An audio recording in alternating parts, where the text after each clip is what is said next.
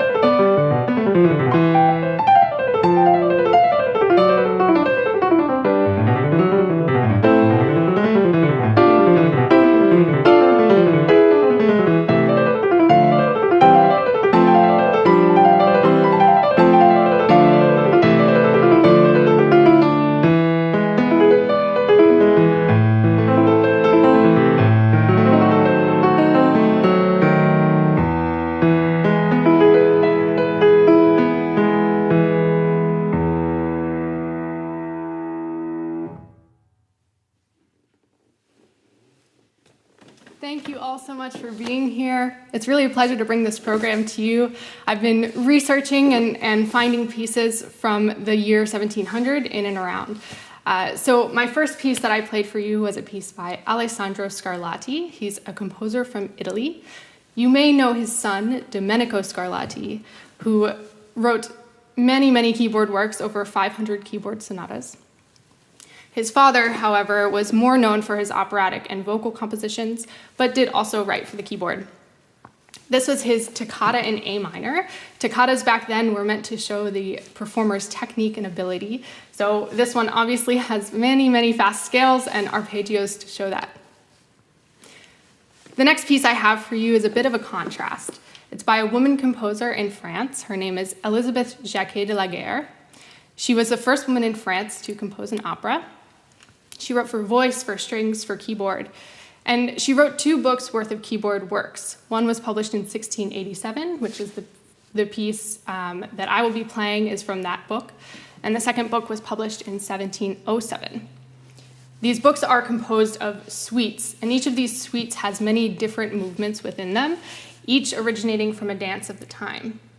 Now, the piece that I'm playing is called the Prelude, so it is the very beginning of her A minor suite. And this particular one is an unmeasured prelude, so it has no measures, no bar lines, nothing to segment the music or categorize it or sectionalize it. It's really up to the performer in terms of interpretation of rhythm. There are suggestions, but nothing definite, so the timing between the notes is completely up to who is playing it. The tones, however, are definite. So I will be playing Elisabeth Jacquet de la Guerre's Prelude in A minor.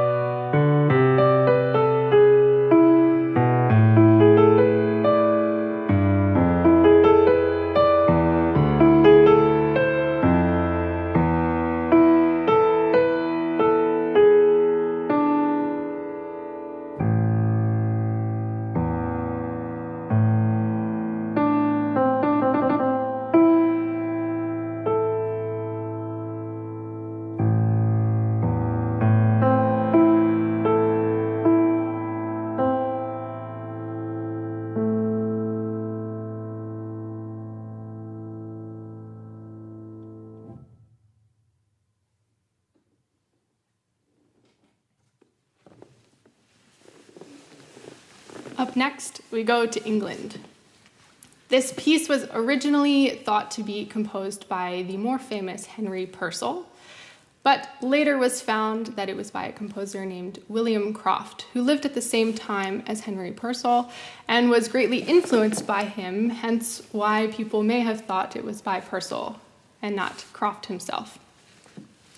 William Croft was the earliest Oxford graduate in music in 1713, and he has written this piece for us, The Ground in C minor. Ground means, essentially, we have an opening harmonic pattern in the beginning, and this pattern continues throughout. So if you listen to my left hand, it does not change for the entire piece. The same rhythm, the same harmony. We have our opening material, and then we have variations. Our right hand gets to do the fun job. So we have our opening material, we have a variation, we have the opening material again, and we get another variation, and it alternates back and forth. So here is William Croft's Ground in C minor.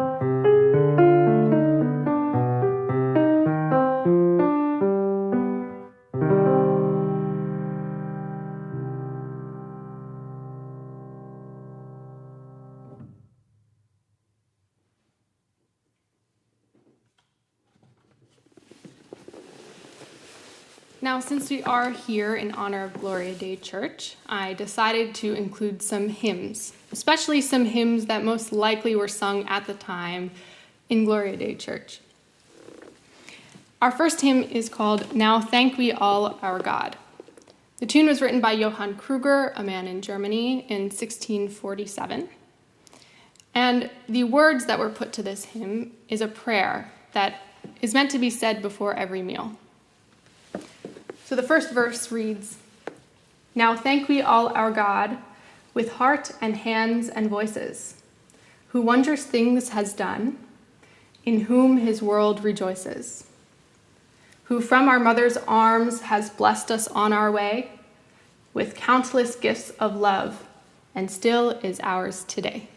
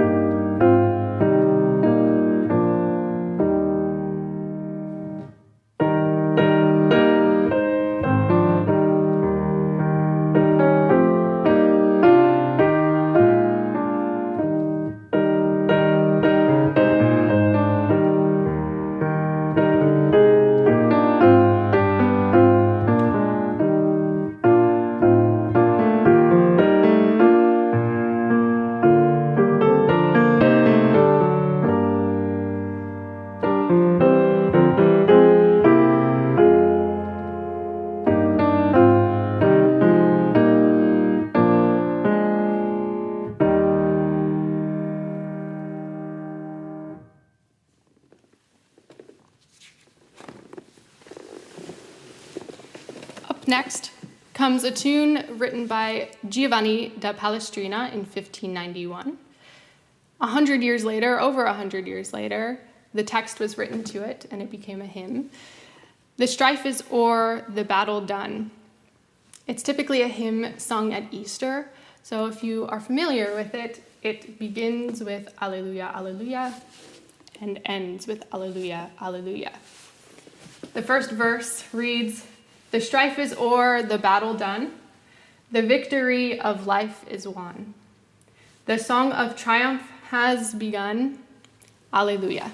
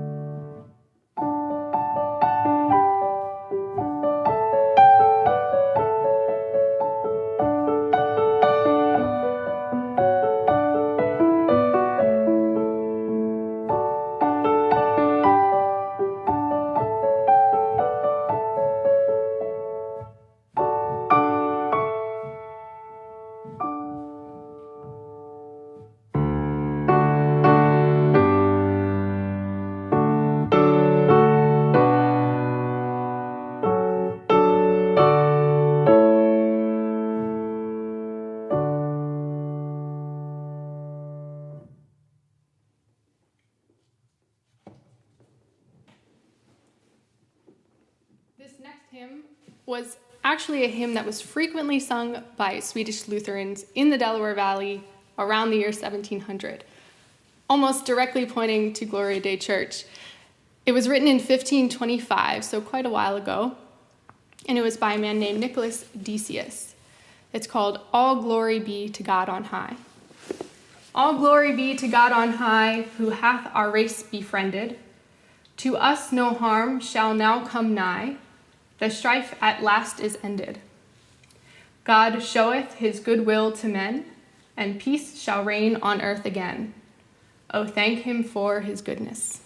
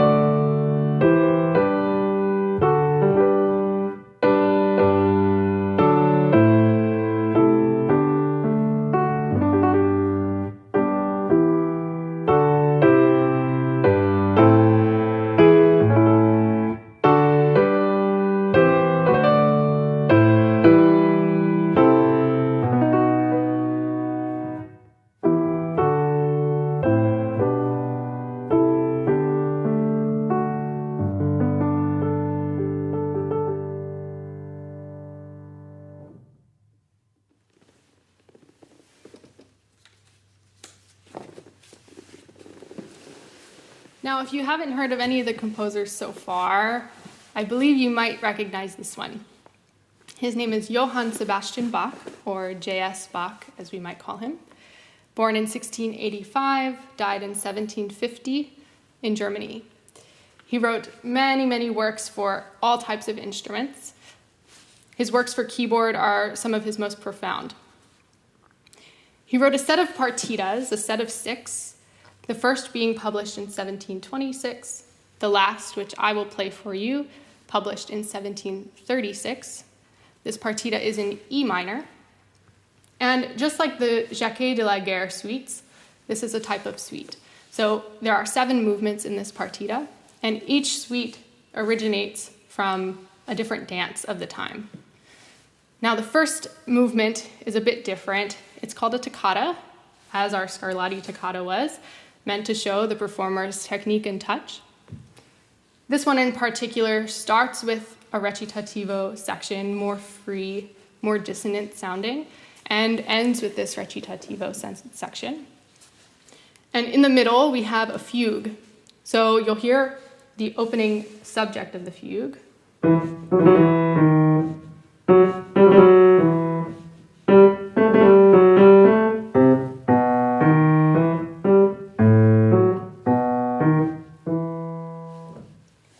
You'll immediately hear it imitated in the right hand. And Bach weaves this theme throughout the fugue with many improvisations around it. So it's interesting to see how many ways he can compose this theme. So here's the first movement of Bach's E minor partita, the toccata.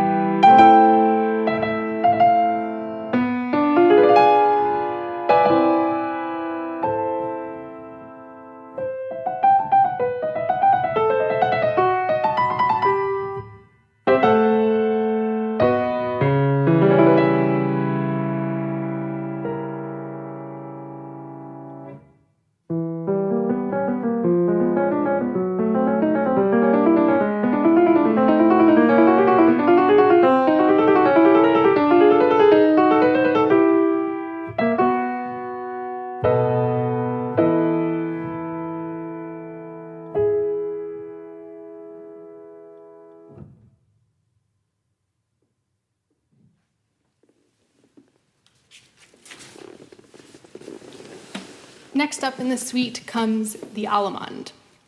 Very typical to be put right in the beginning of a suite.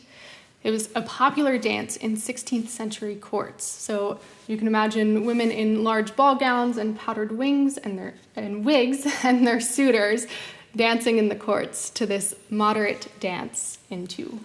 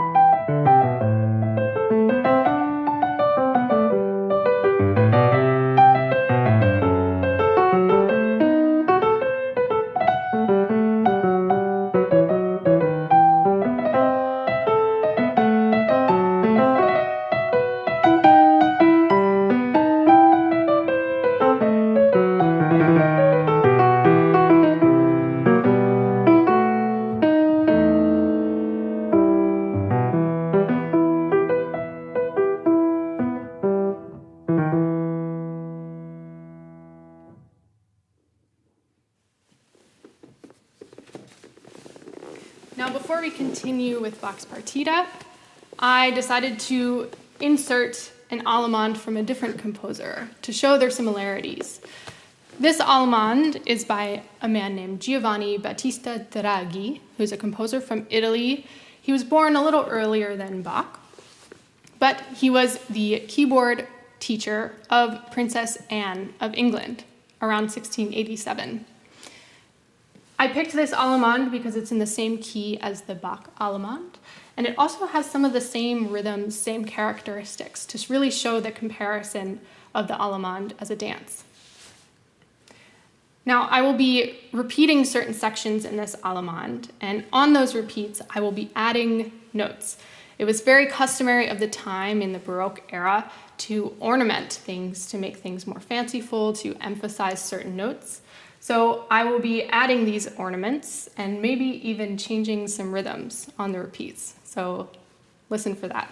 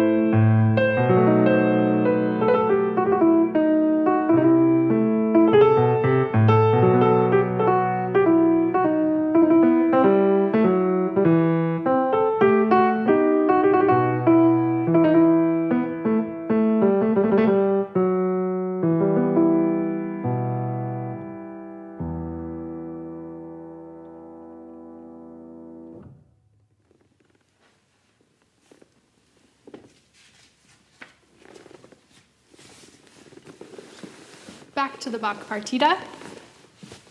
This next movement is the corrente.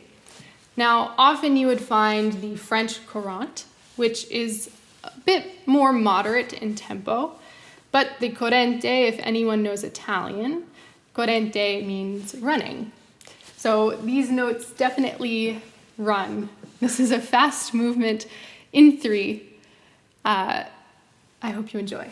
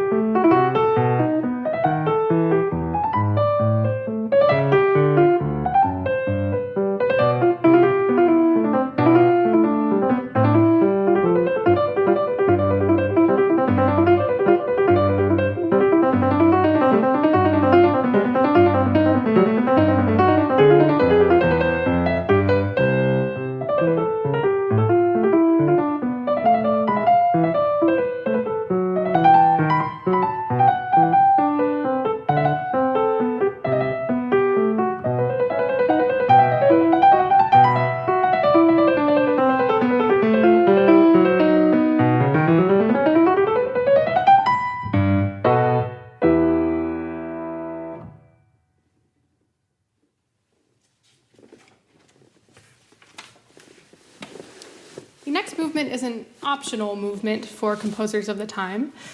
Bach obviously liked it enough to include it. It's called the air. Now, as its name would suggest, it might be considered like an aria, a singing piece, very lyrical. But this one's a little bit more of a lively dance. Again, I'm going to be putting the repeats in this one, so watch out for those extra ornaments.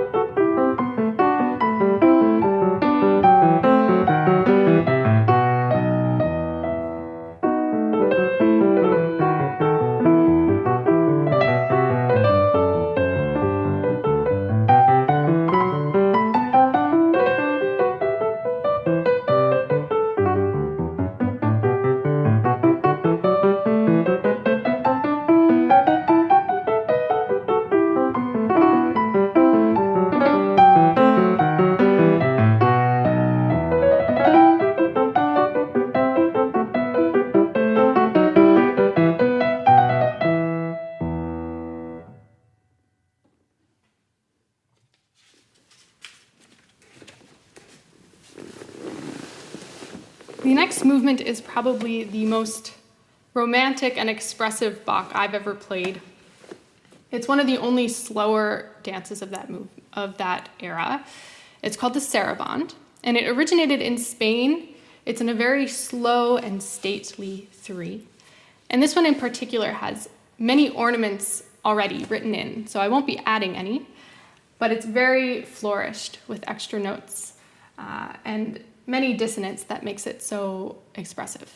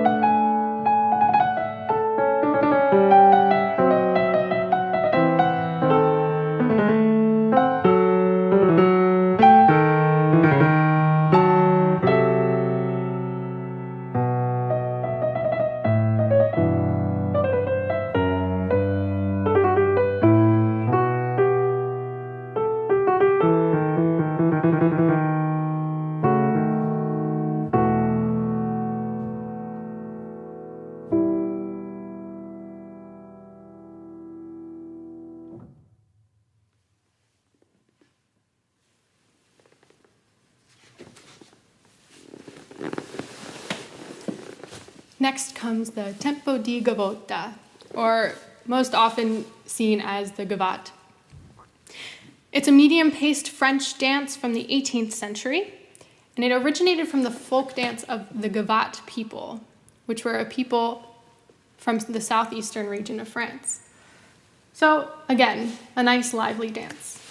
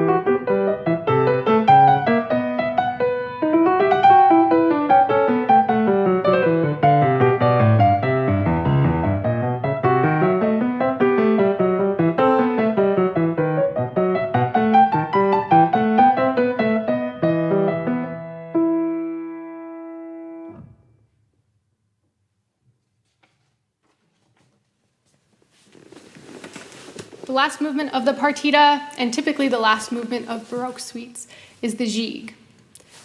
It's got its name from the English jig, so really this is probably the most energetic of the movements. And this one, again, Bach decided to make it a fugue. So just like the toccata in the beginning, you will hear the opening subject. It will be imitated in the next hand and woven throughout. And in the second half, the subject will be inverted, so upside down.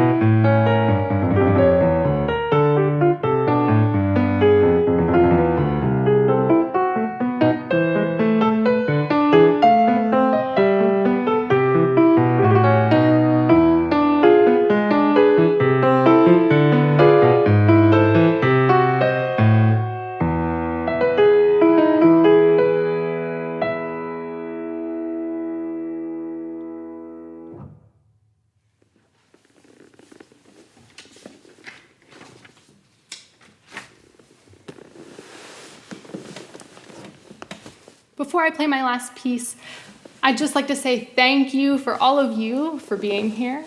Thank you to Candy Roberts from Gloria Day Church and Alan Segal from the Jazz Sanctuary for making this happen and giving me the opportunity to research this beautiful music and bring this to you today. Don't forget to stick around afterwards for a Q&A live from me in Riverside Hall. My last piece is by a composer named Francis Hopkinson. You may recognize his name, but not in the world of music. He was a signer of the Declaration of Independence, and he was a good friend of Thomas Jefferson. He actually arranged the first series of subscription concerts in Philadelphia in the 1760s. So maybe Gloria Day Church was one of those concert venues. He was also deemed the first American composer. So I have for you today, to finish out, My Days Have Been So Wondrous Free by Francis Hopkinson.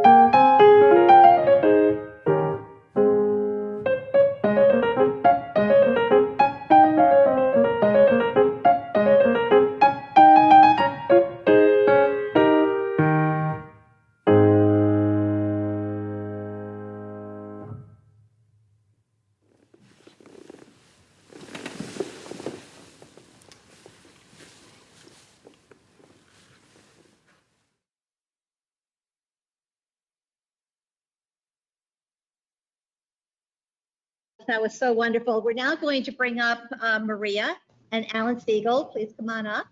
And we're going to do the live Q&A. Now, I've noticed that so far, none of you in our online audience have sent in any questions, so I encourage you to do that.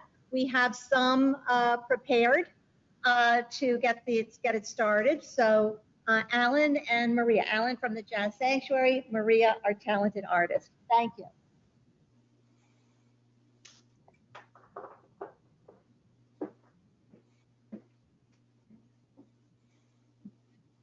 Hello.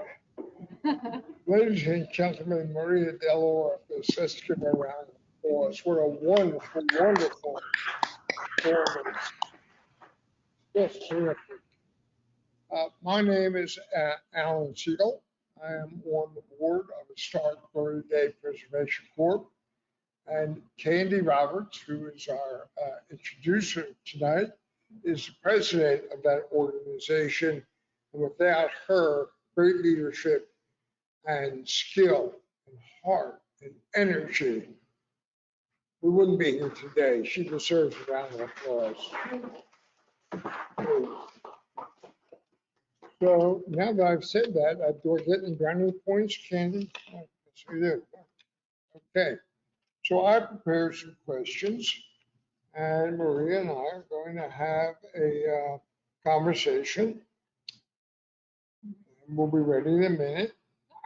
I'm just opening our online question window for any online people who may be submitting questions. Okay. And if anybody in the audience has a question, forget it. I'm not calling on you. Okay, Joy. Pardon me? Stand up. Thank you. Thank you. At the beginning of your introduction to Elizabeth Jefferson, piece. Talk about no measure or meter indication. That's so interesting. And so you played the piece, which obviously was your interpretation. So how does an artist decide? How the original artist might have meant that sound. There's some indication about it. Right. So the question, if you guys couldn't hear, was about Jacques Delaguerre's Prelude, how it was unmeasured and up to the interpretation of the performer. How does the performer even know what it should sound like, or what they should do with it? I think Jacques Delaguerre wrote it this way because she didn't want it to be played in a specific way. I think, and I'm speaking for her, I think she, wanted the performer to have that freedom. In terms of how I decided how to play it, I took a harmonic analysis of it. So I went through and I figured out what each chord was, and based on practical music theory knowledge, what chords lead to another, what dissonances there are that resolve to others. If you look at her music, there are some indications of certain kinds of rhythms that you could follow. If you know music, there's some 16th notes that are faster written in, and then most of the others are whole notes, which are supposed to be more held notes. The whole notes I decided to actually hold so that all of those tones were sounded together in one chord. The 16th notes went by a little bit quicker. Anything where there were whole notes and maybe one shorter note in between, I just passed by it a little bit quicker. But I think the harmonic analysis is what really drove the timing of what I believe to sound correct to me. Well, thank you for that. Thank you for that question, Joy. I appreciate that. Which leads me to a question of the color in the song, the trills and the harmonies. So why don't you tell the audience how you decide where to put, for argument's sake, a trill? Sure. So sometimes it is written in, either actually note by note written, but sometimes there are certain markings that you are supposed to know how to interpret. So it'll have actual squiggle lines on top of the note that tell you a squiggle. A squiggle, Okay. an actual squiggle, to tell you to trill. So the note and then the upper note and back and forth. Things called mordants, which is a squiggle with a line through it, which is the note, the lower note, and back up to the note written. But things that aren't notified in the music, you can pick really anywhere to add. If there's two notes that are further apart on the staff, you can choose to add a scale in between, add all those notes. If there's a note that's held longer, you can put a trill on it. When these pieces were written, they were written for harpsichord. And on the harpsichord, there were no dynamics. So you couldn't play soft, you couldn't play loud, it was just one dynamic. You couldn't change. So in order to make dynamics, you had to play dissonant notes. Dissonant notes were louder and more shocking to the ear. So if you were to play the note above what is written, that's a little shocking, and that's going to be more emphasized and louder in the music and stand out more. So that's really where it stems from, to really bring out what you want to bring out, the shocking parts or the pretty parts. Yeah, so really anywhere. It's really like improv. Which gets, use the word improv, I'll be back to that in a minute, which gets me to a question that I don't have on my little piece of paper, which is a Bach is notoriously has died. Yes. Say, okay. Yes. So how do you know how to interpret his music? You never heard it. No one's heard it. Right. People have heard it, but they're dead too. Right. So all the people that have heard it are deceased, buried, and gone. Now, how does Maria look at a Bach piece and decide this is the feeling and the emotion I should bring. So a lot of it, I would say, is what's passed down through instruction.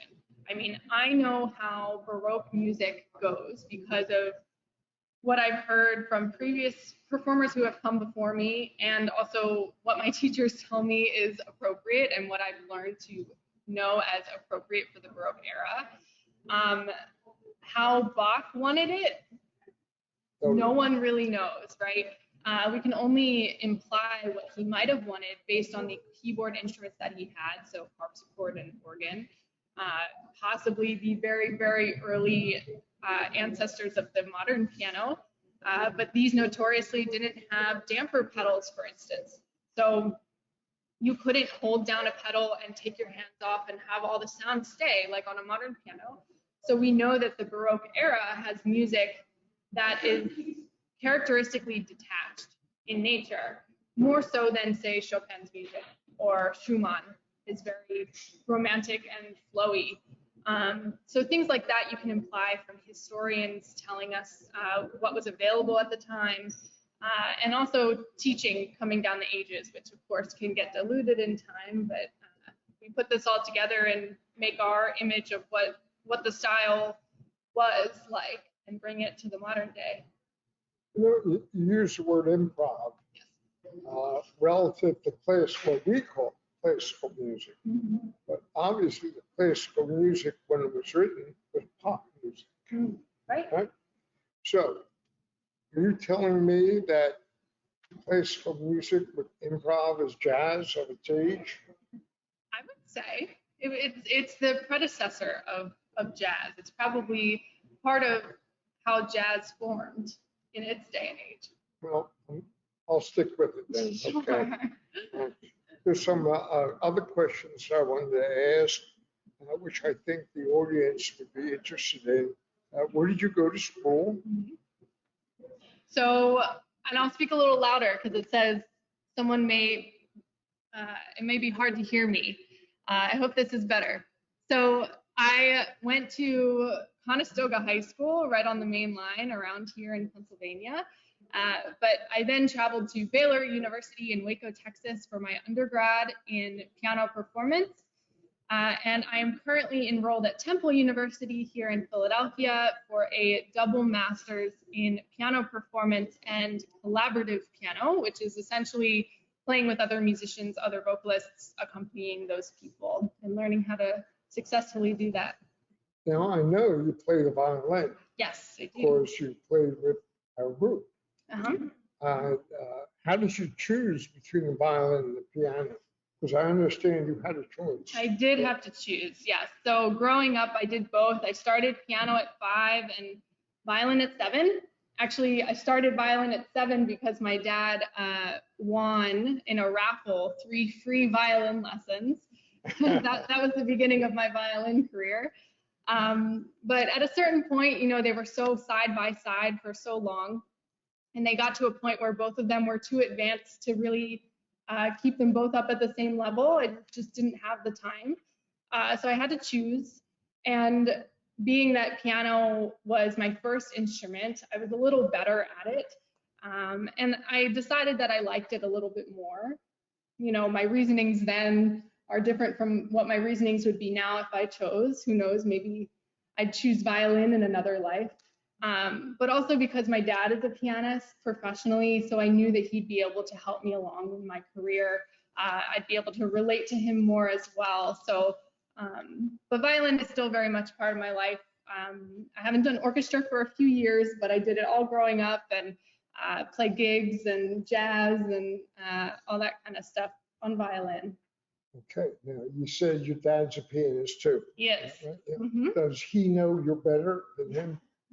Oh, he's better than me at jazz, and he likes to say that I'm better than him at classical. So we have our sides. Okay, well, he still has to learn to play on 88 keys. That's true. That is true. Same instrument. We'll take this back. Who's your favorite composer? Favorite composer is a hard one.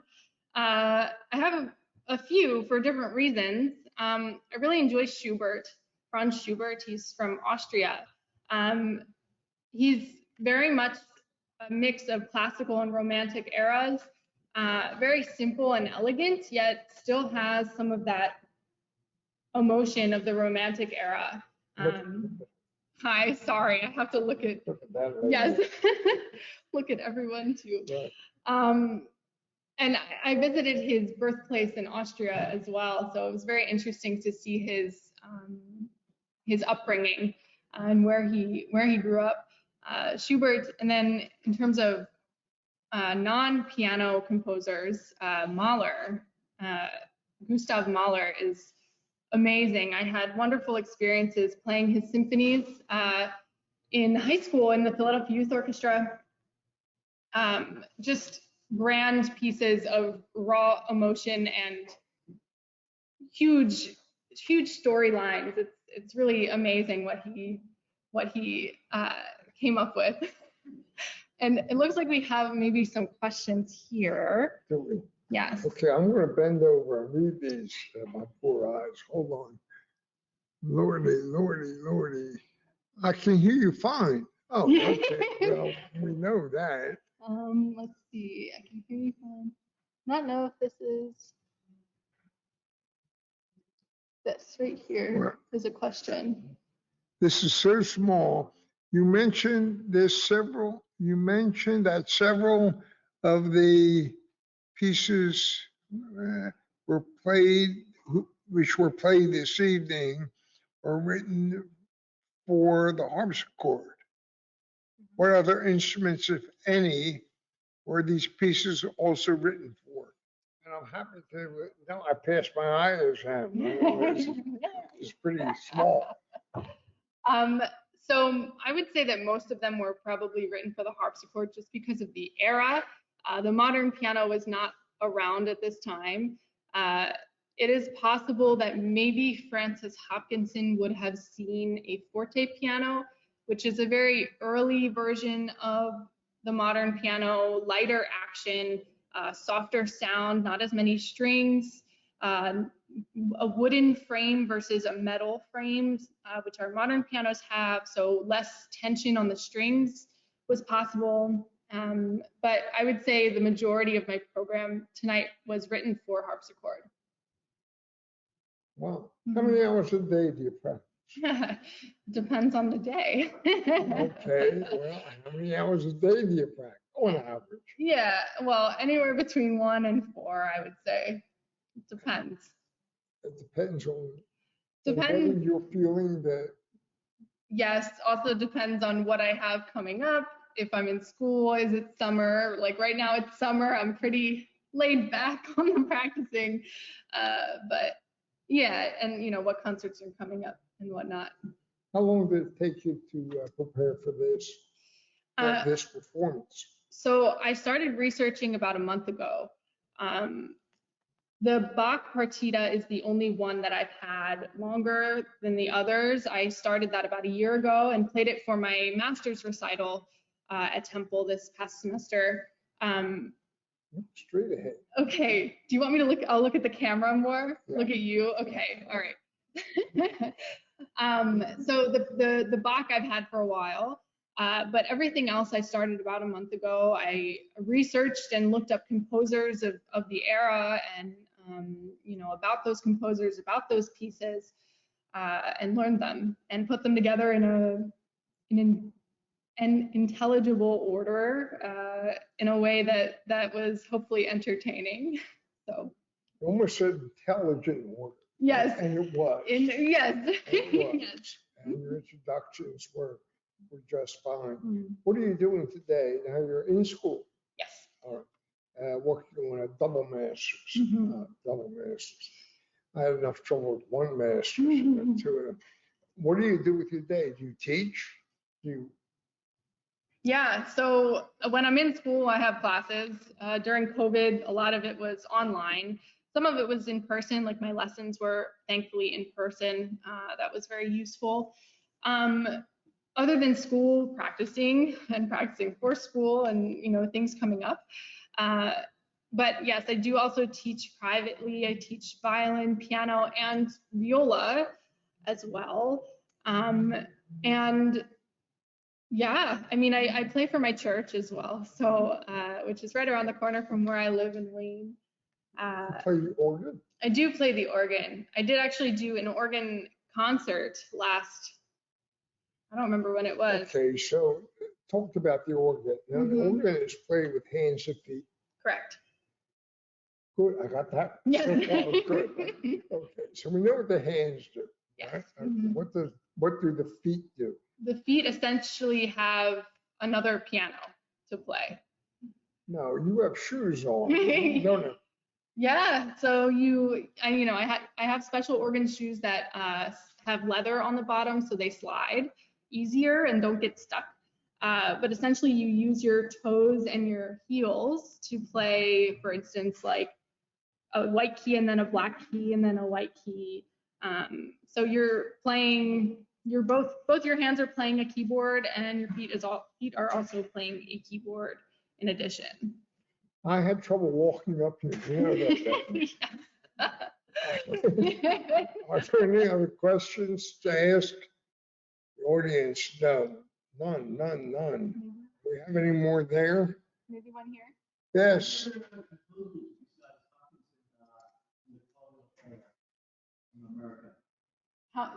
Say it again. Are there any other American composers from colonial era besides Hopkinson? Yeah, so the question was, are there any other composers from the colonial era from America? So there were no, I was trying to find American composers closer to the year 1700, and there were none that I could find. Hopkinson was the earliest because of that settlement here in America. I'm not familiar with any. There aren't many well-known, at least I can say, colonial composers from America. A lot of them came from Europe. That was the classical music hub of the time, and really still is Europe over America. But I wish I could give you a list. I'm sure there are some out there. Well, there are some famous pieces written for just the left hand, right? That's true. Who wrote that? Ravel. This is getting into later years. Ravel wrote a piano concerto just for the left hand. Why? Why? Why? Because do you know the reason? Yeah. Wasn't it his friend that lost his right hand in war? Right. So Ravel, and he's in the Impressionistic era from France. He wrote a whole piano concerto for his friend to be able to play just with his left hand. Like I said, I have trouble walking up here, Yes. so don't ask me Yes. for just my left hand. Which musician gives you the most trouble in learning? Which composer? Composer, I'm sorry. So in learning, there's Well, you just don't sit down and go, oh, I think I'll read Bach. right. Doesn't work like that. I would say that Bach is hardest for me to memorize. It's probably hard for a lot of people to memorize. It's very simple yet very complex. Just one line of notes against another line of notes is so difficult for me because I learn so harmonically. With romantic or classical music, I'll learn what the chord is, what the next chord is, and the notes that fill in between. But Bach is kind of one instant after another, keeping going. So Bach is always hard for me to polish for performance, but musically, I find that Brahms is hard for me to connect with on the piano. I enjoy his symphonic works, but the piano music just doesn't connect with me, at least at this point. So maybe later on in the future, I'll connect with Brahms more, but. And the Bach conventions were written for? His Children. children and his students, I'm sure. Right, to teach them scales. Right, technique. So, and technique. So Bach conventions, which are particularly difficult to play, Right. are music conventions. And in the true sense of the word, they have been invented Now, I checked my wonderful watch, and I think we're just about done. There is, No? there's Wait, one wait. question We have a here question. I have to. from Here Amy. we go. Oh, Amy. Let's see. Did you find that you were practicing more or less during the pandemic? I would say more because I had more time at home and more time to do nothing else. I couldn't use going out with friends as an excuse or have to plan around doing other things. I could definitely structure my days the way I wanted during the pandemic. So who took precedence over now I happen to know that they have a grand piano in the living room. I know James, it's Maria's father. By the way, James is here, and Maria's mother and grandmother are here. Grandma's 96. 96. She told me I was wrong twice, so can't be all bad. So who takes precedence over the grand piano when it's during the day and there's two piano players who want to play?